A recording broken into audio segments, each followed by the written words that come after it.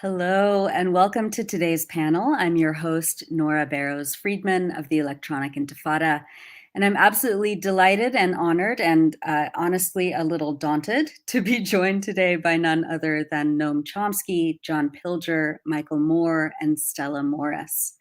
I also want to thank the inimitable Lena El-Arian and the Coalition for Civil Freedoms for putting this festival together and doing the work to bring together all of these visionaries, artists, and historians over the past few weeks in order to better understand the permanent war state and take action for justice in these troubling times. I wanted to announce that for those who have missed the initial screenings of John Pilger's The War You Don't See and Michael Moore's Fahrenheit 9/11, re-screenings will take place right after this panel discussion, and on Wednesday, October 27th, you can register for that at WOTfilmfestival.com. Okay, so our panelists need absolutely no introduction. Welcome all of you, and thank you for being with us today. Oh, you're all muted. The catchphrase of 2021. I wanted to structure this panel as a conversation between you all, each of you who have taken on the responsibilities of telling the truth, of monitoring the centers of power, of translating for the world how that power works, how consent is manufactured, how wars are bought and sold, and how empires seek to destroy and silence those who expose the lies. John's film begins with footage of US occupation soldiers firing onto a group of people from attack helicopters in Iraq, attacks that killed Reuters reporters and severely injured small children. The video was obtained from military whistleblowers and published by WikiLeaks, whose founder, Julian Assange, of course, has been smeared, imprisoned, and recently it was revealed that even the CIA orchestrated a plot to kidnap and assassinate him. Professor Chomsky has a limited amount of time, so I want to start with you and then turn to John and Stella and Michael about the work to defend Assange, the rights of reporters who have challenged the deceptions of the US government, and where we go from here. Professor Chomsky, your book with Ed Herman, Manufacturing Consent, is a seminal, instructive work that was crucial to my own education as a journalist. Talk about how you've seen this at play in terms of the propaganda over the last 20 years to get the American public to accept this permanent war state, and how the Pentagon has used embedded reporters, for example, to sell this fiction.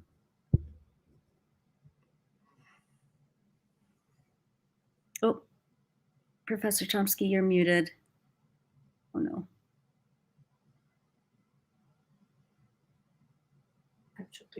There we go. Okay.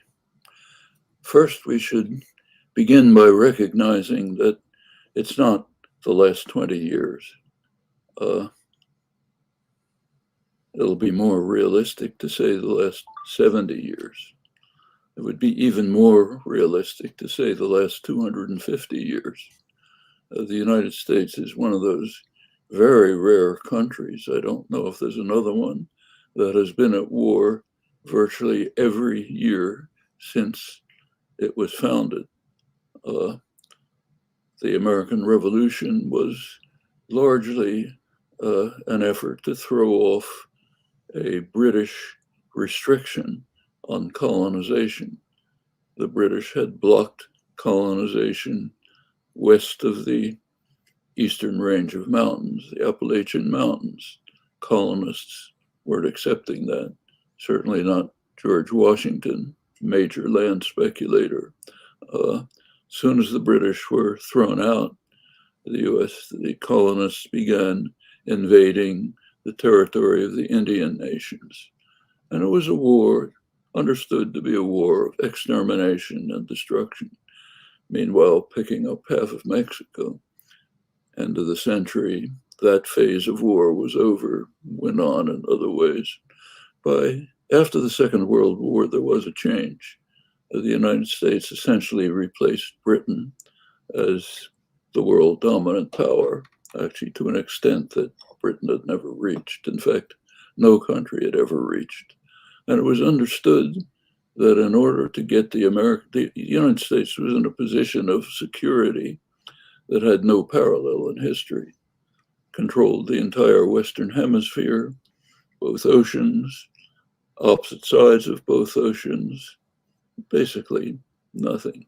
But it was necessary to maintain the stance of a world dominant power that is ready to stamp out anything that challenges this domination.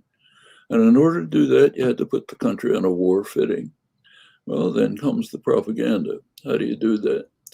It was explained very simply by senior senator, Republican senator, major figure in foreign policy, Arthur Vandenberg. He said simply, you have to scare hell out of the country. That's the last 70 years.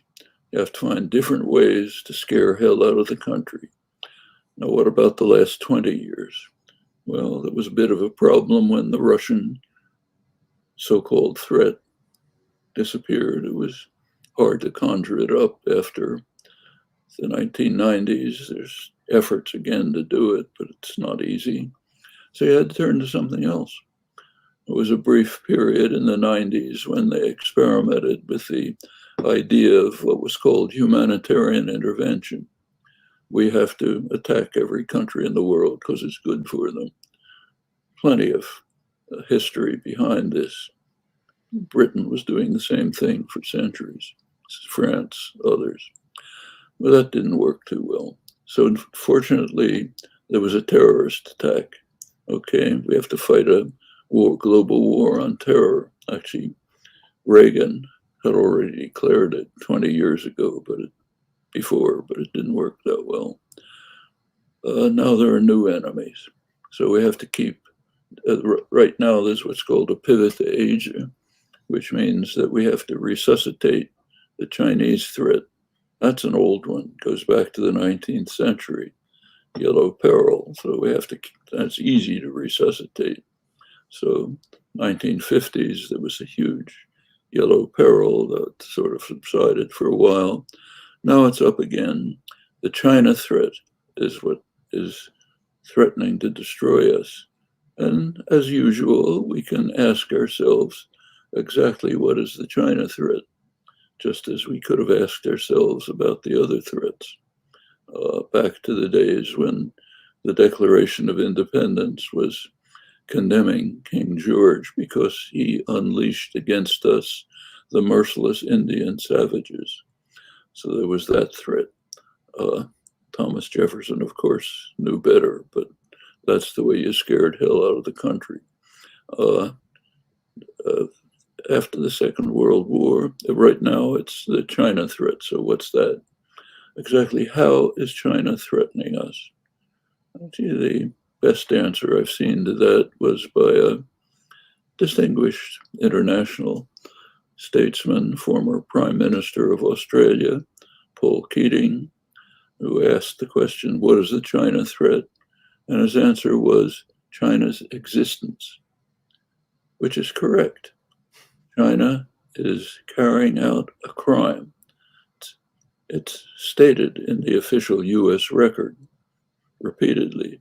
It's the crime of successful defiance.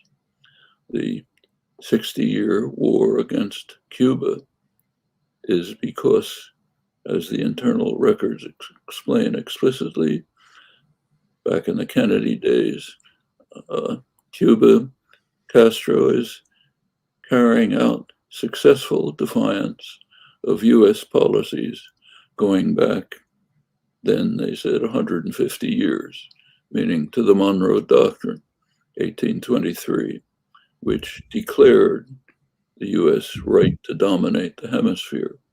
Couldn't implement it then. Britain was too strong. But it was understood that over time, US strength would increase, British would decline. You could implement the Monroe Doctrine, dominate the hemisphere. And Cuba was defying it, successfully defying it. War, a terrorist war, murderous terrorist war, virtually led to World War, brutal sanctions, basically a blockade, entire world is opposed. Look at the votes at the UN. The latest one is 184 to 2. Israel has to vote with the United States, client state. But the entire world accepts the blockade because the Godfather is too threatening. So Europe opposes the blockade, but accepts it. You don't interfere with the Godfather in an international society that runs kind of like the mafia. Well, what about China? China's a big problem. It's successfully defying US power, and you can't intimidate it. It's not like Europe. Can't intimidate it. That's a real problem. So that's a major threat. And we can expect that possibly to lead to global terminal war. You look at the details, it's really shocking. So the US has to send naval forces. Britain, which is trying to pretend it's still a world power, has to chime in by sending a ship into the South China Sea, say, here, we're here too, you know. What is at issue? What's at issue is supposed to be, according to the propaganda, freedom of navigation. You have to protect freedom of navigation. There is no threat whatsoever to freedom of navigation. There has never been any slight impediment to freedom of navigation. What's at stake is something different. What's at stake is an unclear element in the law of the sea, 1982 law of the sea, which the United States upholds, overlooking the fact that it's the only maritime power not even to have ratified the law of the sea. But nonetheless, we have to defend it. The law of the sea establishes what are called exclusive economic zones. Every maritime country has a 200-mile exclusive economic zone. The question that is at issue is what foreign activities are permitted within the exclusive zones. China and India say no military activities. In fact, the United States, yes, says you can have military activities. India just vigorously protested US military maneuvers in its economic zone. Well, this goes back to you look back at the law of the sea, what it says is there cannot be any threat or use of force in the maritime zones. So the question is it a threat of force when the US, Britain send in advanced naval vessels into the sea for whatever they're doing there? Obviously a question for diplomacy and negotiations, not for sending in naval armadas, raising provocations. Even worse, Britain and the United States agreeing to send Australia advanced nuclear submarines for no strategic purpose whatsoever. They will not even be operative for about 15 years, but you have to show your force. You have to intimidate people, you have to raise the level of provocation. We have to have a China threat to terrify us, to maintain world domination and, in fact, large parts of the economy. That's the threat of China. That's what we're facing. There's plenty wrong with China, a lot to condemn, lots of other countries too, but it's not a threat to us. It's a threat to the people of China, people within its domains. But just like Donald Trump is famous for his lies, but by accident, every once in a while, a true statement got through for which he gets bitterly condemned. So at one point he said, "So are we so innocent?" The roof fell in. You can't say that.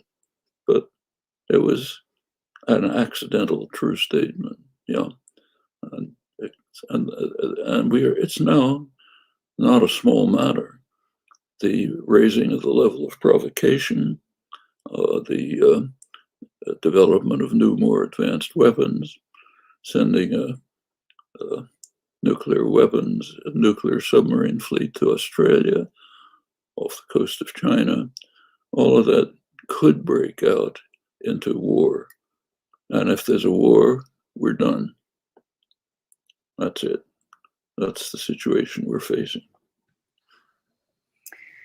And John Pilger, it wasn't part of the film festival this round, but you have made a recent film about the coming war on China and the so-called pivot to Asia that Professor Chomsky was talking about.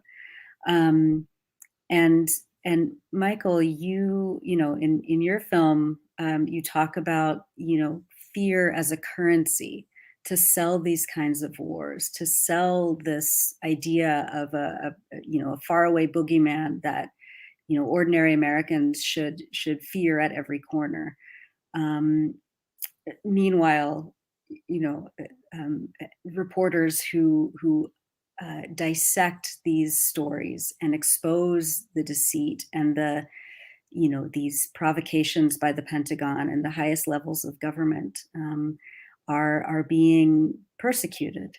So I do want to talk about Julian Assange. We have Stella Moris here. Stella, bring us up to date on his case. There's an extradition hearing next week, I believe.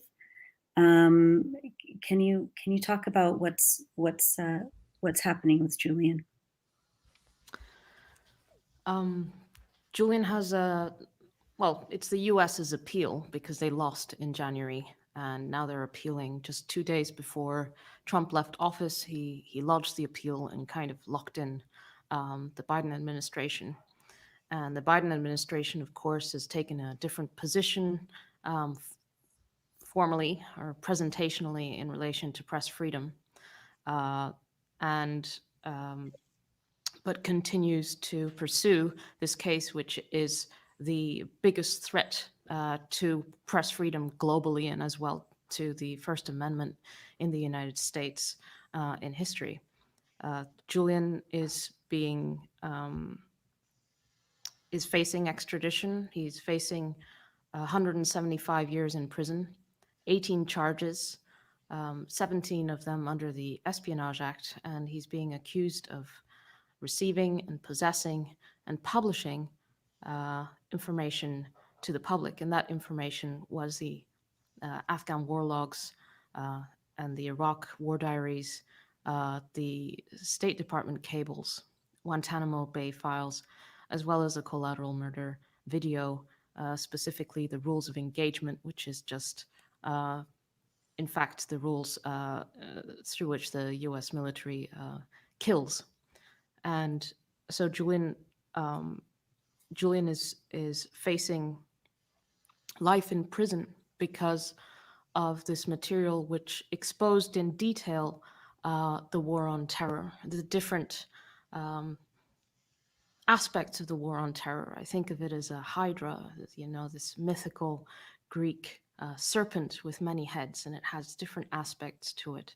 You have the assassination squads, you have the rendition, you have the institutionalized torture, you have the means by which the US government undermined judicial processes, criminal investigations in the countries that it could strong arm into abandoning those investigations. For example, in Germany, the German citizen Khalid al-Masri, who was abducted and taken to a black site, tortured.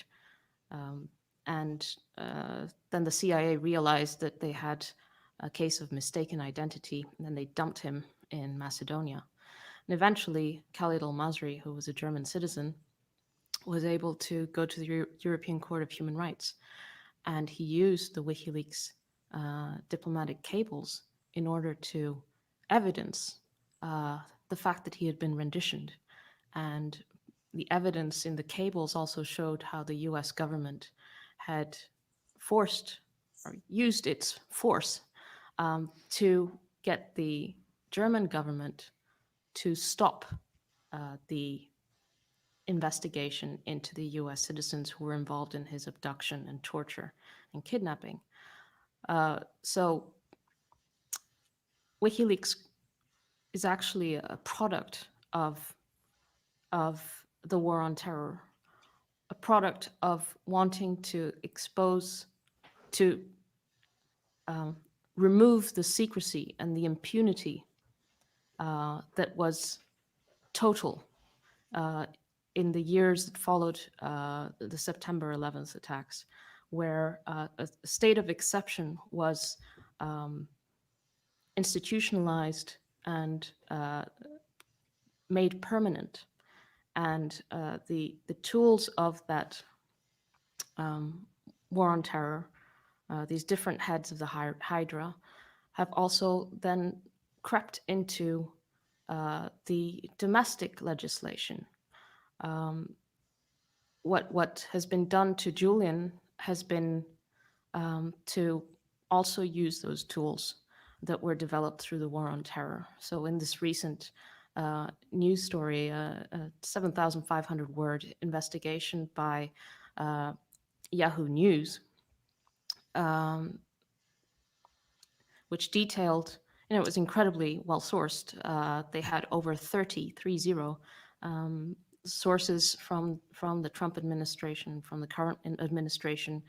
Some of them named sources very high up, very knowledgeable, and who acknowledged that there was an extraordinary plan to take out WikiLeaks, and that the CIA was operated in a state of impunity and secrecy, and was able to redefine journalists as what they called non-state hostile intelligence service. They just came up with a sui generis term in order to escape oversight, in order to operate in secret and plot to kill Julian. And that story talks about how Mike Pompeo at the time, who was CIA director, discussed with the White House the killing of Julian, and received, issued tasking orders and received sketches and options about how to kill Julian. Not just those sketches and options, but also how to kidnap him from the embassy and how to rendition him from the embassy. So this war on terror tool that the CIA has in its toolbox, it then wanted to deploy against a journalist for doing his job, and that's in the piece. The CIA was motivated by revenge. It was motivated by revenge because one of the first things that WikiLeaks published in the Trump presidency was the CIA Vault 7 release. Now, the CIA Vault 7 release publication is less known than the Snowden publications, but it is the equivalent. With Vault 7, WikiLeaks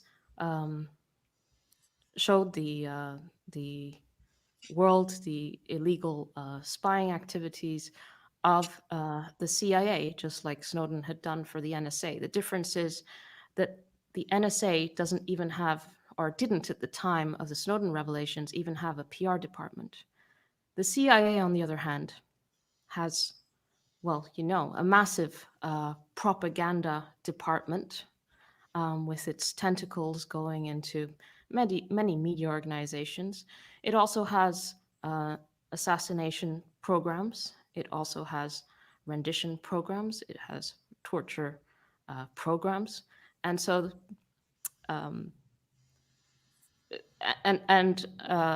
that story also says that, in fact, those kidnapping plans predated Pompeo coming into office. So he came into office on the 23rd of January, 2017.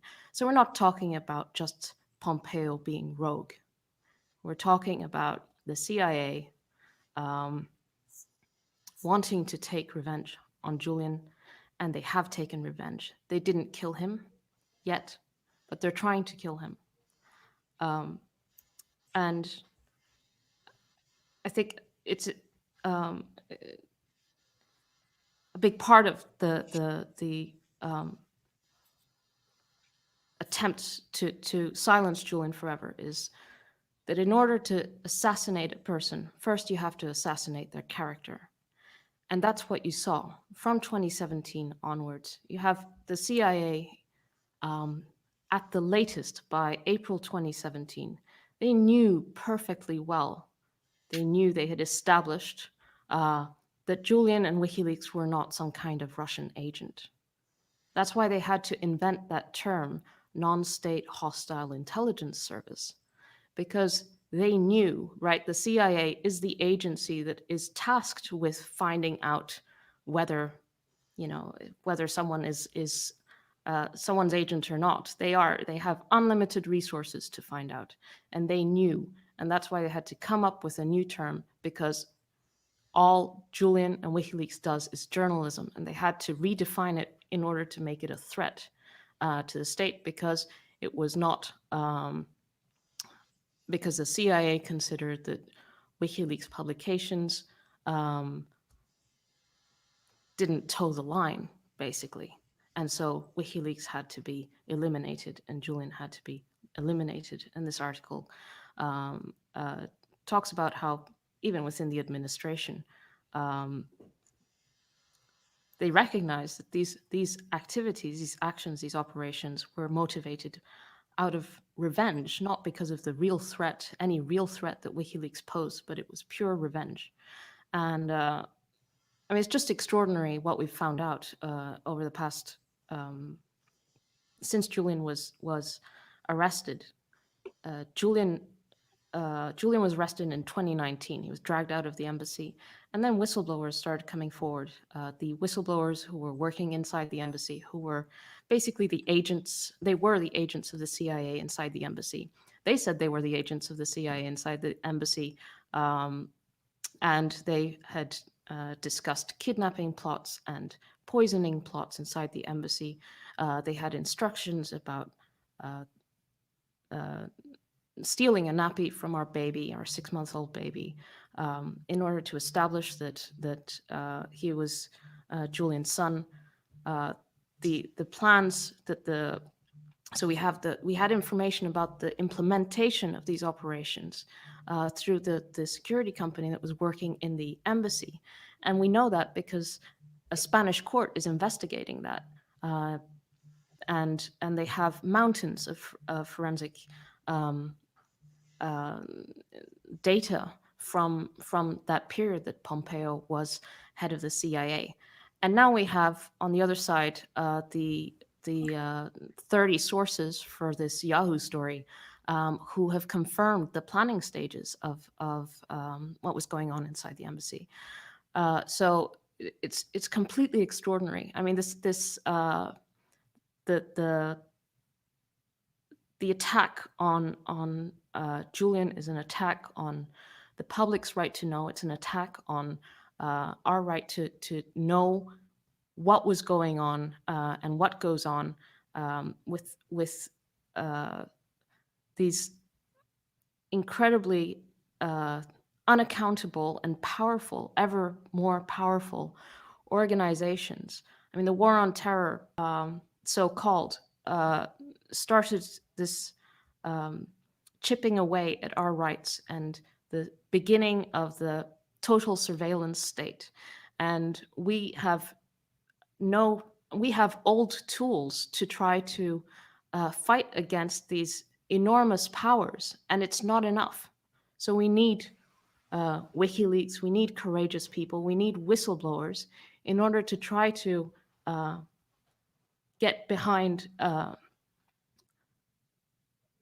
expose the total power and the total impunity and the total lawlessness, because what's been happening, what's been done to Julian, what's being done to Julian is a crime.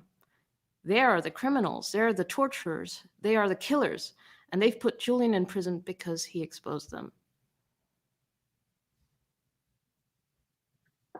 Thank you so much, Stella. John and Michael, I want to get your responses. to what Stella said and what Professor Chomsky said, he just had to leave, so we bid him farewell. About this. Nora, before we go on, Stella, can you make sure that everybody watching and listening to this has that link of the Yahoo News story, whether you post it here on your platform, Nora, or Stella, give the people watching and listening to this a place to go to read this incredibly important story. Great. Yeah. Lena says that it will be posted. Okay, great. So Thank either you. here on the website. Yeah. Thank you for that. I want to talk about this, in John's film, you talk to someone who says that basically the facts don't matter when you're dealing with the national security state, and especially the so-called war on terror.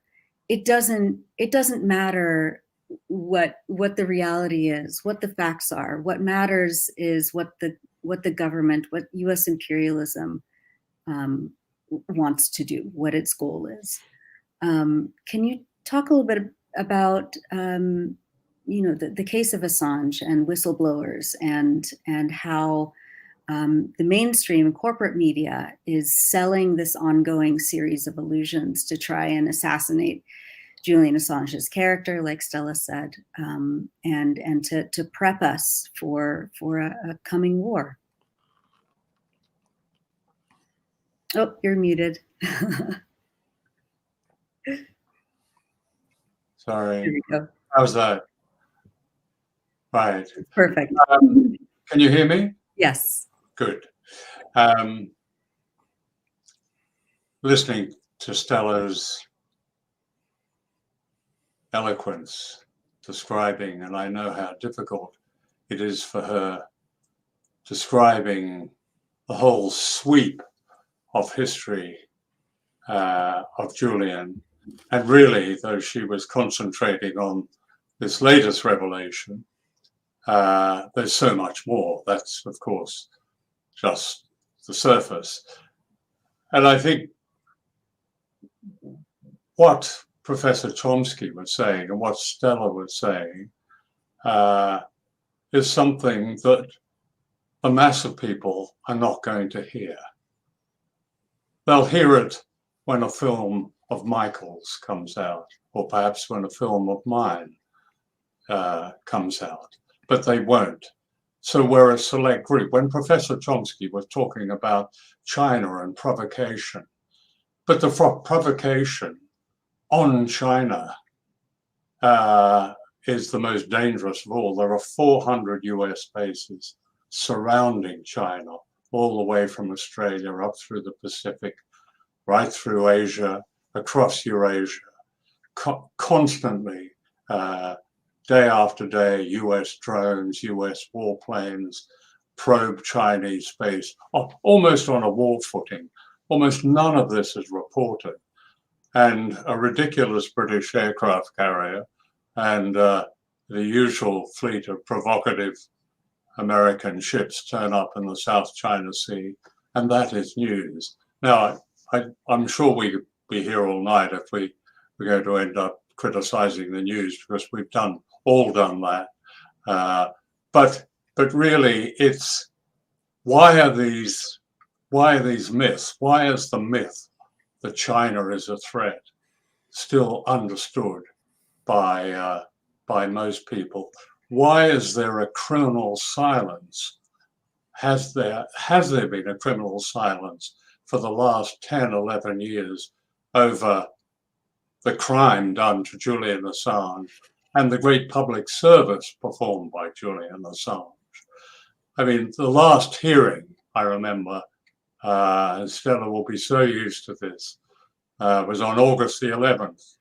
I don't remember, there appeared to be a lot of press there, but they were press from what we used to call, without it sounding pejorative, I hope it doesn't, the alternative press.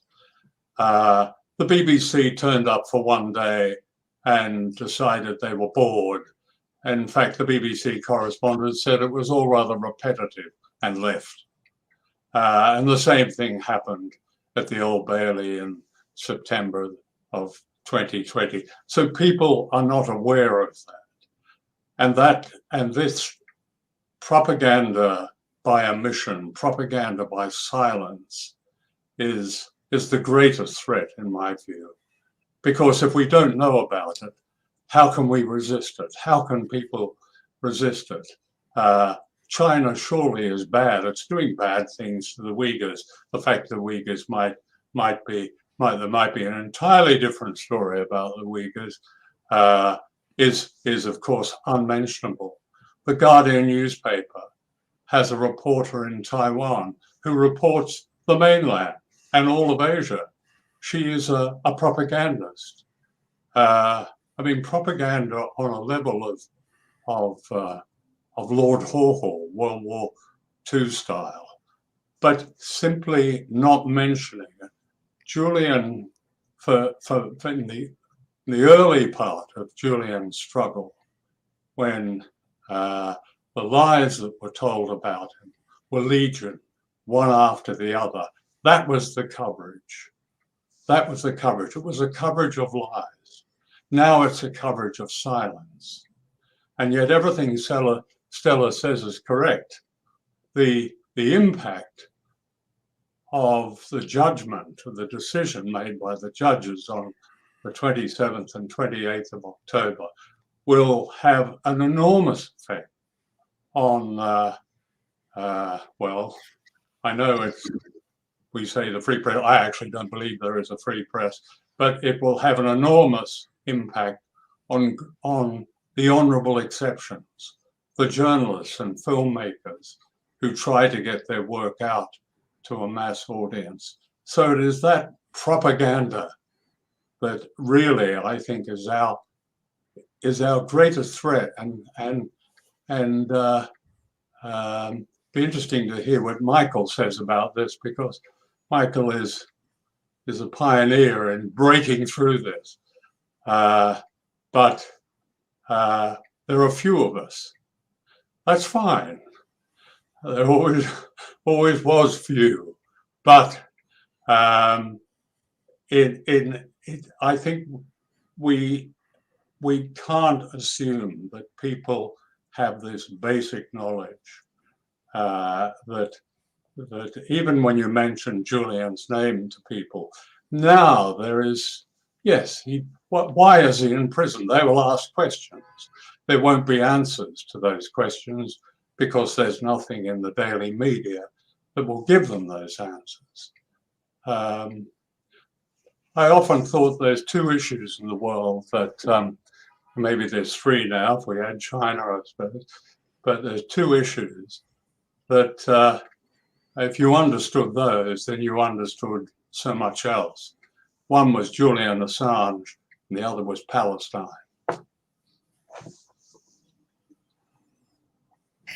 Yeah, thank you for that. Michael, your thoughts on whistleblowers and the notion of a free press and how journalists should be, watching what's happening to people like Julian Assange. Well, it all seems so strange to me that the New York Times and other publications were very happy to use Julian's brave dissemination of the truth. That as soon as the orders came down that the narrative had to change, they were very willing to become complicit in the changing of that narrative. In full disclosure, I put up either part or all of Julian's initial bail money.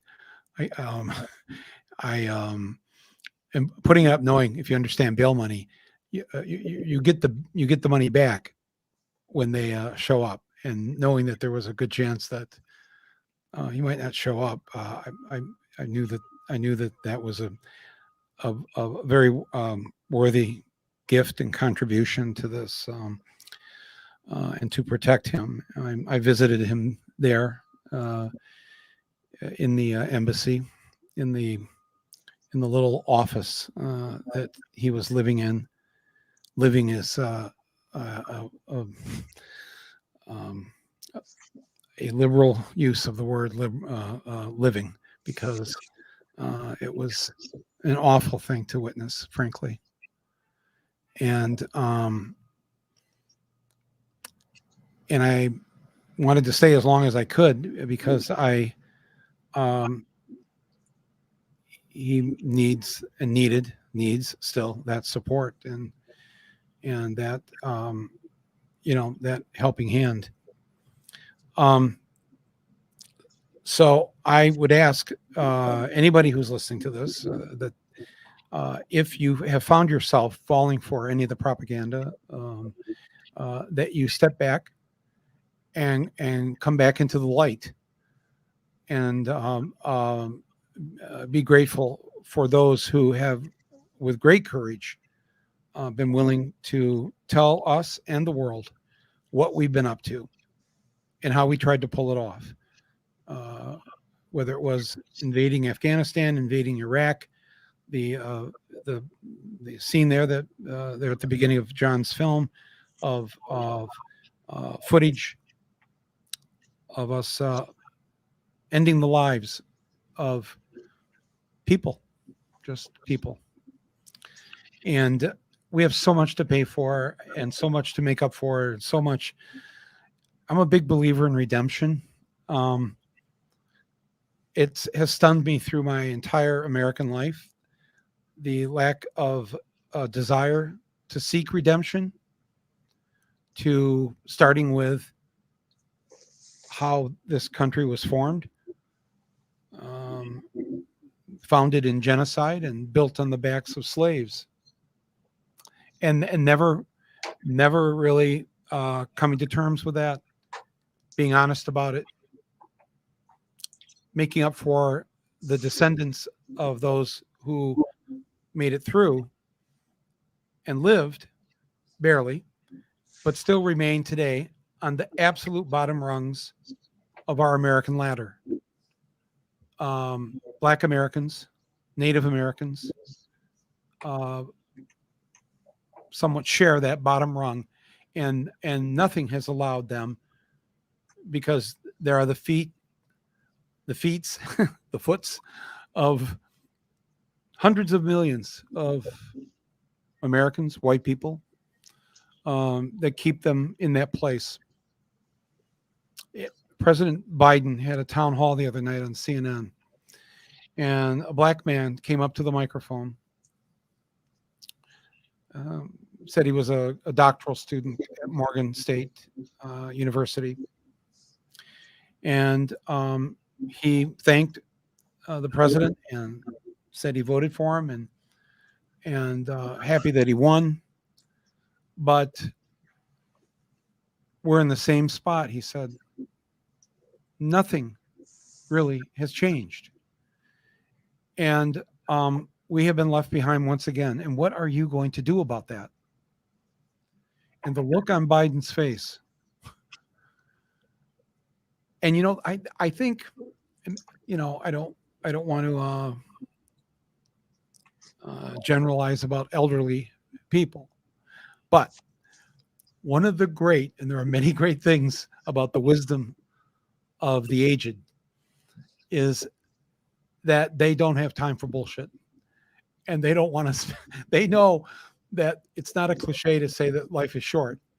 It is short at that point, and they don't want. And Biden, I've noticed, has no filter now. People watching or listening, you know what I'm talking about, right? Your parents, your grandparents, and there's just something beautiful about this, that he just looked at this guy. He knew the man spoke the truth. And then he just said, "You're absolutely right.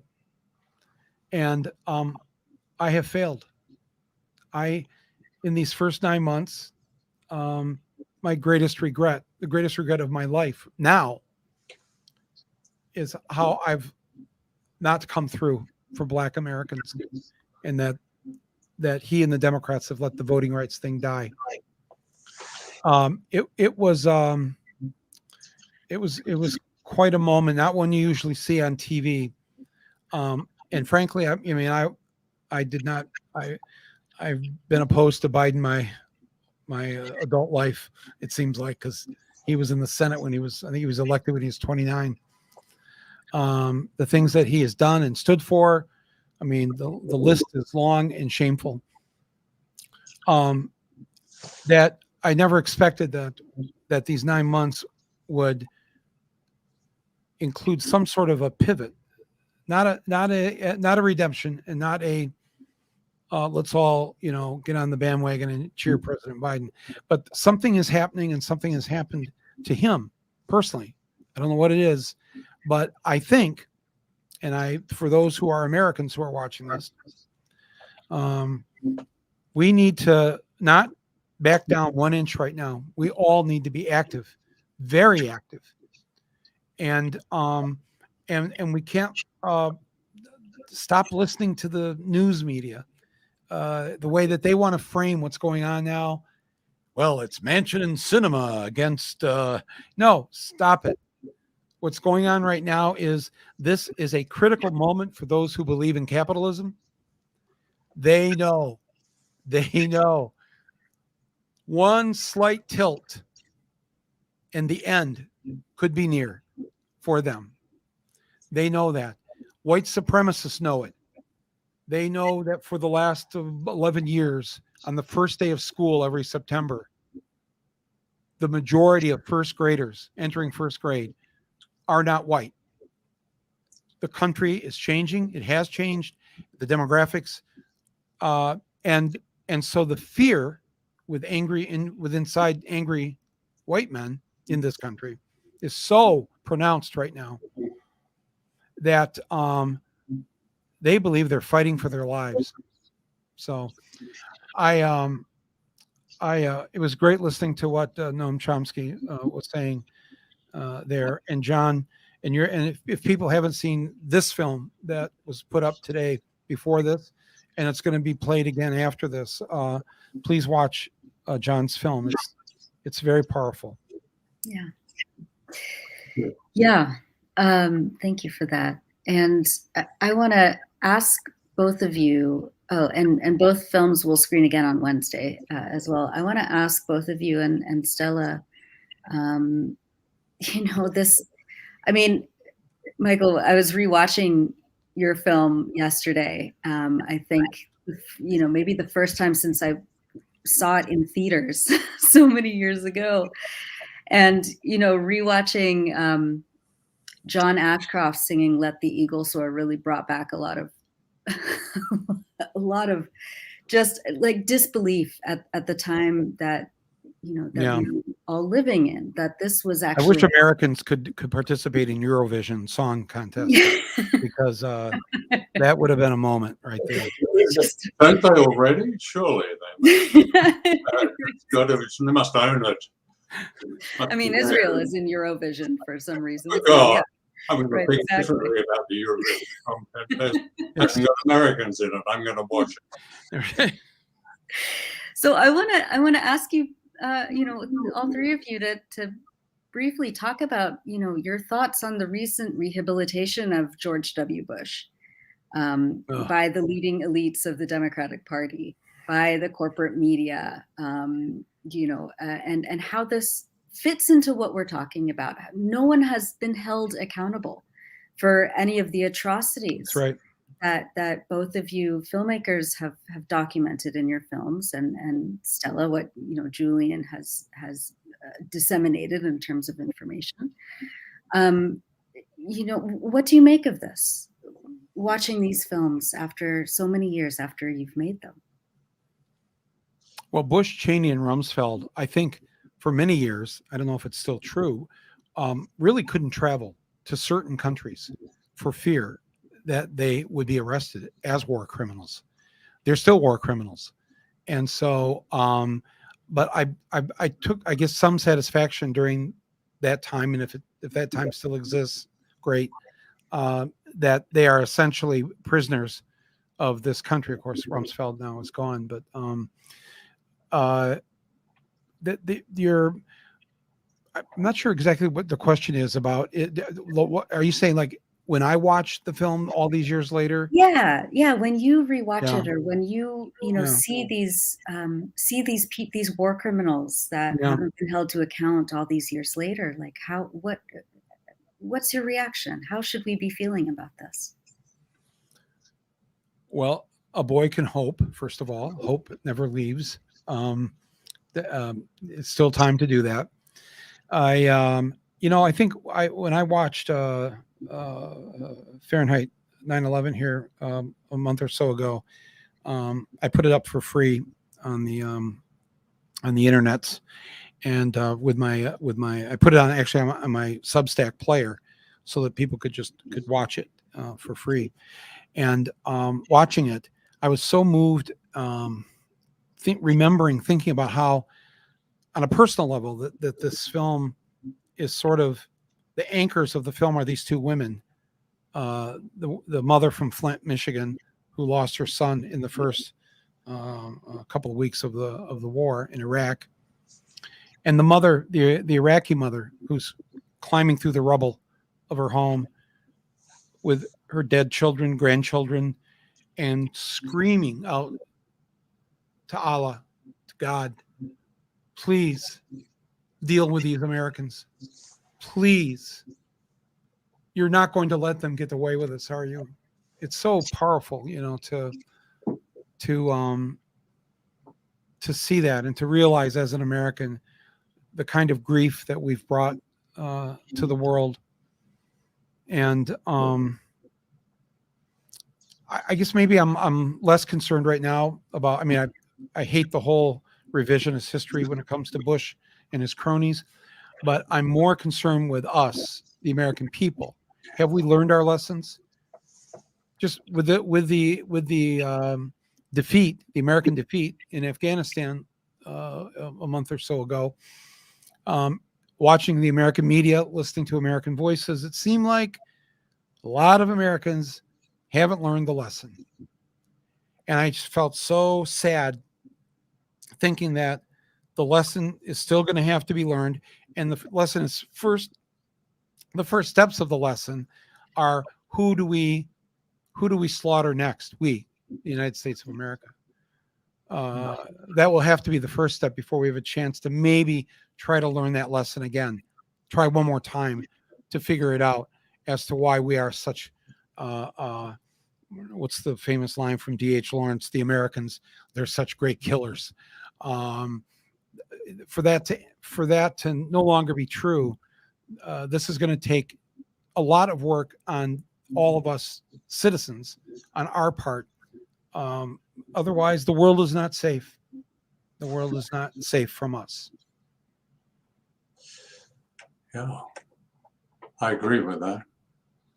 The world hasn't been safe from America for a very long time. In fact, during my whole lifetime, I have always regarded myself as very lucky to have got to this stage in life, having reported a number of America's wars not to have been blown to bits by American bombs, or the American bomb, the nuclear bomb.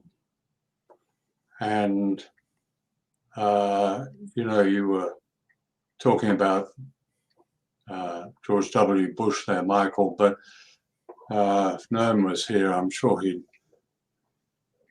perhaps he'd correct me, but I remember, and I paraphrase one of his more interesting, they're all interesting, but particularly interesting quote about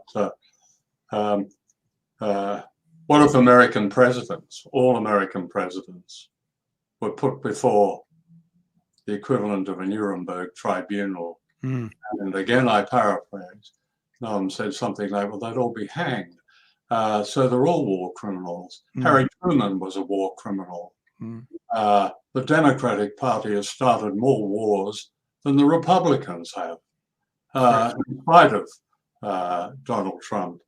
Our whole world is made unsafe by the United States. The word imperialism, which we've used here, is almost never used beyond our milieu, let's say.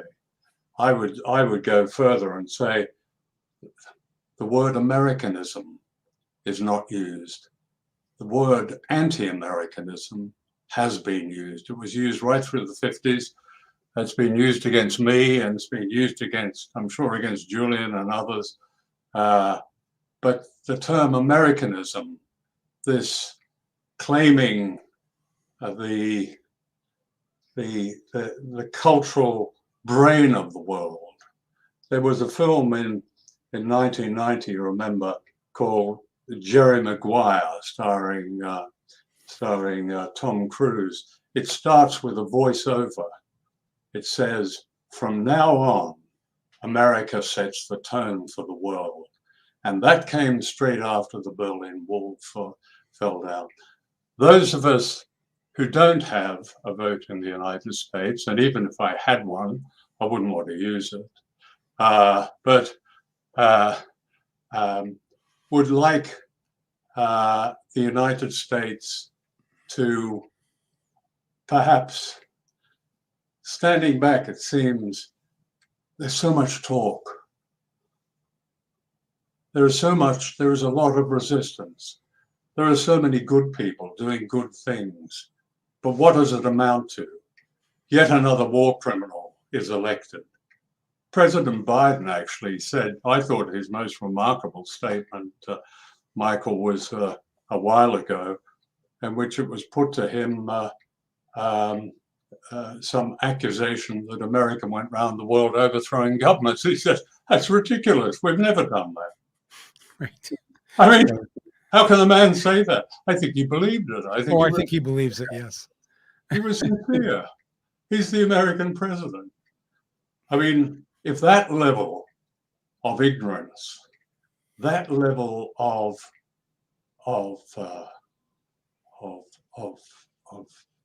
cutting out the rest of humanity almost, it exists in an American president, it's a reflection of probably the most successful brainwashing.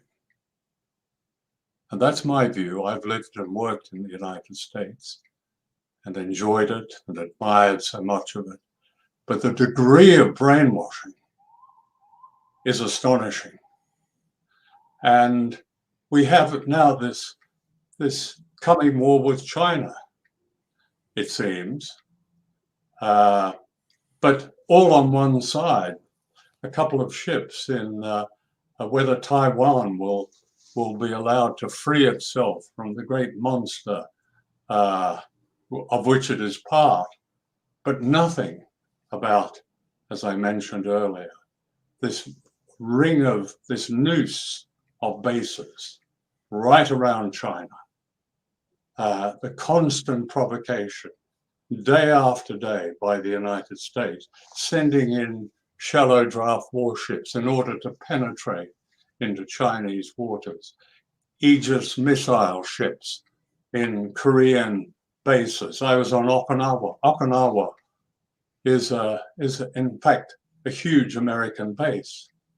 It's an island of fences in which the Okinawan people are not allowed to traverse, and that's just across the water from the industrial heartland of China. I mean, there are so many facts crying out for our consciousness to understand them, to receive them, to analyze them beyond our group. And I think there's a willingness amongst most people, I remain an optimist, to receive them. I don't understand why I'm sitting in a country run by Boris Johnson, and I don't understand, I suppose, why you're sitting in a country run by Biden, who I think is just the latest off the assembly line. But understanding their propaganda, understanding the silence, and then understanding the extraordinary public service that somebody like, and I shouldn't say somebody like because there isn't anybody like Julian Assange, has done, that he's being forced to sit in a glass enclosure in a court next week. But in fact, and what has he done? He's a completely innocent man, charged with nothing, there for journalism. Journalism embodied in Julian is on trial. Unless we understand that, unless our consciousness right across the world takes that in and understands the implications of that from that comes wars by not understanding. We commit ourselves to such a dangerous world. It's almost an intellectual problem that here we are in educated societies in the West, and we're so stupid. We're so ignorant. We're so silent. We're so meek. We're so compliant. Why?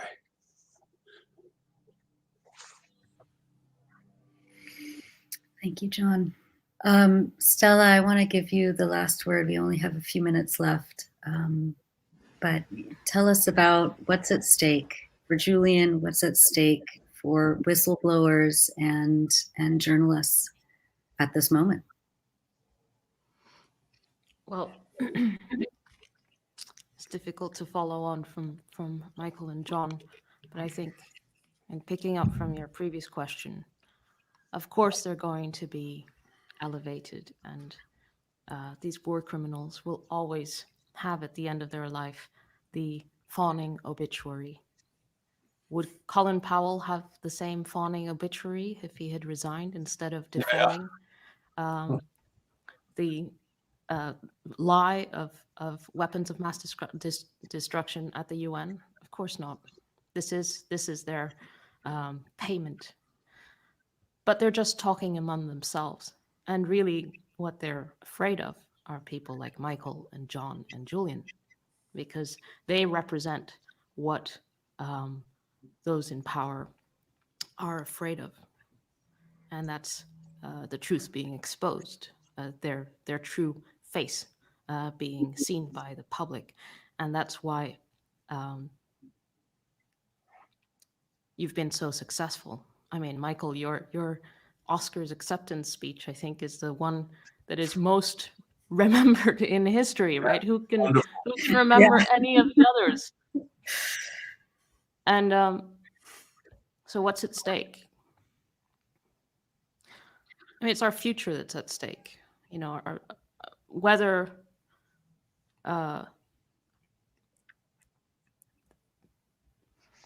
we don't live in a free and fair society, but it's getting worse and worse. And Julian's persecution is being pursued because they want to set an example. Because Julian has been so successful, because his journalism has had such an impact, because it's being used in court cases, because it's being used in history books by academics, in movies, to reshape the narrative, to set the record straight, to give victims the recognition, to recognize those children and Samaritans and innocent people who were mowed down by that helicopter. That they were not combatants, that they were just innocent people who were killed in cold blood. And if we hadn't seen that video, they would have remained combatants forever. And they would never have been recognized. And recognizing those victims and the tens of thousands of others that WikiLeaks was able to show the incidents through which they were killed, the war crimes that were committed. The impact is enormous, and that's why they want to take revenge, and they cannot succeed, because our soul as a democratic society is a free and fair society. The future of our liberties depend on it. Yeah, I can't add to that. Yeah. That's exactly right. Either we act or we don't. Either we stop believing the myths. Either we break the silence. Either we walk away from the so-called mainstream media and a celebrity-driven culture of propaganda, a propaganda that sweeps through so-called human rights organizations, the lot, the coercion, the collusion. Either we walk away from that, either we understand it, or out that future that Stella has described is bleak indeed. It's a very straightforward choice now. Julian's future is a touchstone for all of this. That's why it's so important. Thank you all so much. This has been such a great honor. I wish we had 5-6 more hours to talk, because I'm sure we'd be able to. Stella Moris, John Pilger, Michael Moore, and of course Noam Chomsky. Thank you all for all of the work that you do. It's immeasurable, and thanks for being on this panel today. Thank you. Thanks for doing this. It's very important that you were having this festival and doing all this. So thank you. And thank you, John, for saying the word Palestine. Yeah. It's not said enough. Yeah. We didn't even get into Palestine. I mean, well, it's one of the officers. silence two times. No. Julian not so silent now, but Palestine and Julian. Those are the two touchstones. When you understand both of those, and then you're coming very close to understand how the world is run. Correct. That's right. Thanks, Mike. Good to see you. Take care. Yes, thank you all. Thank you, Nora, everybody there, and Stella, hang in there. Thank you, Michael. Yeah. Thanks, Thank you everyone. so much. I do want to let people know that next week is Citizen 4, speaking of whistleblowers, with Laura Poitras, Edward Snowden, Glenn Greenwald, and Amy Goodman. So go to the War on Terror Film Festival website, which is WOTfilmfestival.com, for all of that. Thank you all again so much. Thank you. Bye-bye. Be well. Thank you. Bye.